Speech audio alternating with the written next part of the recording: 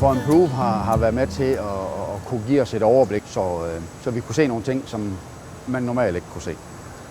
Jamen, vi gik fra at have 280 fejl på 14 dage til at komme ned til at have en 3-4 fejl på 14 dage.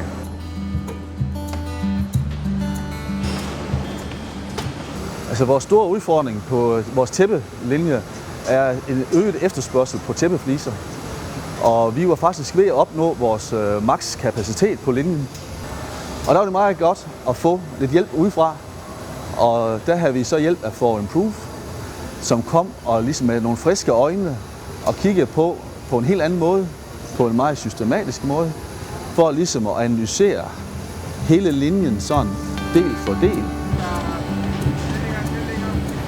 Og som smed, så er det lidt nemmere at gå ind og løse, når man får det sat ind, at den hjørne har 10 fejl, og der er 30 derovre det hjørne. Så kan vi begynde at arbejde på det.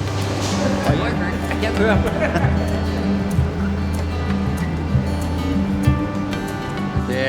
Det er noget bedre, man kan få en flydende produktion, så der sker noget, frem for at vi skal rende og starte op igen og have det tæppefliserne ud og køre det op igen. Og det er meget, meget, meget rarere. Når jeg sådan ser tilbage på hele det her forløb, så det helt unikke i det var, at der kom en udefra og kom med noget hjælp, men han hjalp faktisk os selv til at løse problemet, sammen med vores egne teknikere og vores erfarne operatører nede på linjen, som sagde, jamen det er faktisk lige her, der ofte er et problem. Og det er jo de nemme penge at tjene, det er, at linjen den kører effektivt.